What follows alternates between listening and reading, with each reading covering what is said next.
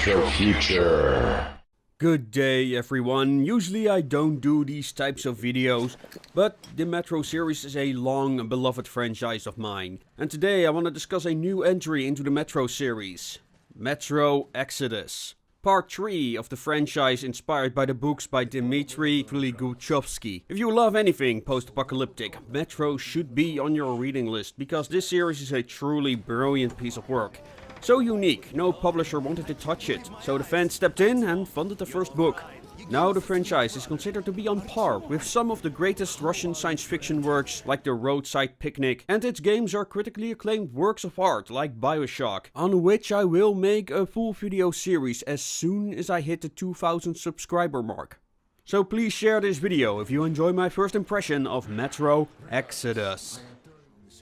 For those not familiar with Metro, it takes place in the metro tunnels of a post-apocalyptic Moscow in 2035. Now, the survivors of the nuclear holocaust live on stations, where they grow their food and livestock and maintain the tunnels to the best of their ability. Unfortunately, there are anomalies, radiation and mutants that complicate the matters in the tunnels, and if that ain't enough, honest to God, fascists and communists are fighting for control over the tunnels. You play as Artyom, a member of the so-called Order, a special forces unit that operates from the largest metro station called Polis.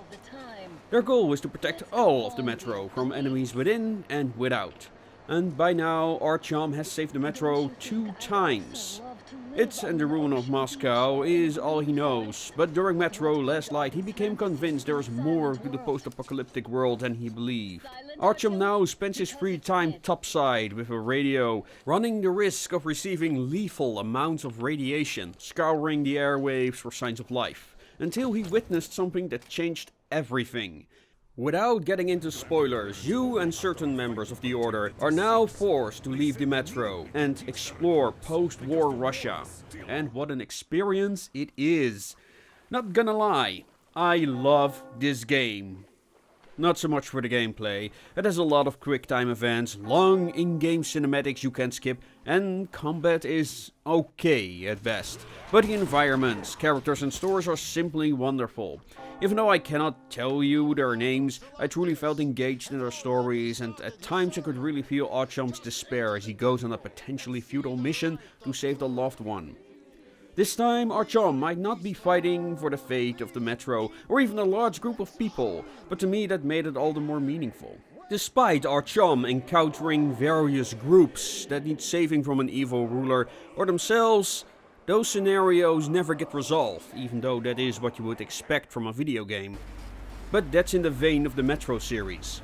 In that regard, Metro Exodus is more like a post-apocalyptic Star Trek, where the starship, Train Aurora encounters a new civilization, gets in conflict with them, and then overcomes the obstacle this civilization presents. And all of these are wonderfully fleshed out. One leaves you confused, the other depressed, or hopeful. But one of the major themes in Metro, especially Metro 2023, is that there is no good or evil. Just lots of shades of grey. And that theme, thankfully, continues here. And that is what I like most about it. How consistent this series is. The gameplay is a bit of a mixed bag. It's straightforward in some places and very interesting in others. You don't use bullets as currency anymore as in the other 2 Metros. A shame, but logical. Instead you craft on the fly or at a workbench. This allows you to modify your guns at any time with special scopes, silencers, etc. I must compliment the game here. Some upgrades to these guns are objectively better, but some change the nature of the weapon or the tactical advantage they can provide. Too often in games, either upgrades make a weapon better or don't add anything of value at all. Just a customization option. But here it actually matters whether you equip a proper scope or one with night vision. First, I didn't see any value in using a silencer on my shotgun, but when I noticed that my gun sounds attracted more mutants, yeah, I started switching out the double barrel for a single barreled silencer. You can also craft med packs and filters. Yes, you actually need to put on a gas mask at times in order not to breathe the toxic fumes. You can't find new ones anymore like in the other metros, but I never liked the idea of wearing a mask I just ripped off a long dead corpse. Also, your trusty lighter, and dynamo to charge your flashlight and other electric appliances make a return. You also need to maintain such equipment and a workbench to keep them operational. To make or fix anything you need to find scrap, and that's essentially it. There's no more trading. There are some unique weapon components and gear upgrades you can find, but little else. I like it, but it is kind of disheartening to think you put yourself in a lot of danger to get into an especially hard to get into location just for some scrap. Valuable scrap, but scrap nonetheless. Especially if you want to play the game by putting a bullet in every person you come across. If anything, Metro tells us that killing is an expensive business. You find very little ammo in this game, and ammo costs a lot of scrap to create. Engaging in fights is as much an economic choice as it is a matter of efficiency. What solution to this problem will cost me least resources? And you bring whatever you find to the next level, so if you waste resources in one level, you may suffer the consequences for that in the next. Especially fighting off the waves of mutants is a very painful effort, because these have no loot drops. So you have nothing to gain from killing any random mutant. This alone makes you want to avoid any combat if you can. So sneaking is a very important skill. Also, the day and night cycles play a very large part in this matter.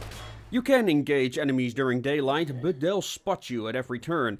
So, instead, you can wait for night, making it all the more easier for you to knock down your enemies under the cover of darkness and loot their unconscious bodies for precious scraps, and also to disassemble their weapons for special components. Instead of knocking them unconscious, you can also decide to murder them in cold blood, but there are good reasons not to do so. It is easy to take out your enemy with a silencer from within the shadows. However, your choice to use lethal force or not has consequences, and I don't just mean in the end game. The factions you are pit against judge you. If you kill any of their members, they will try to hunt you down, but if you spare them, they are less motivated to go after you. You know this because you can hear them talk about it as you sneak through their camps. Screwing up stealth doesn't just change your tactics. It changes the story, as you need to use lethal force against people you believe don't deserve it. Unless you want to play as a murdering bastard, of course, but you will be judged accordingly. As for the environments, it's what you have come to expect from a Metro game. Apocalyptic beauty with a sometimes dreamlike quality.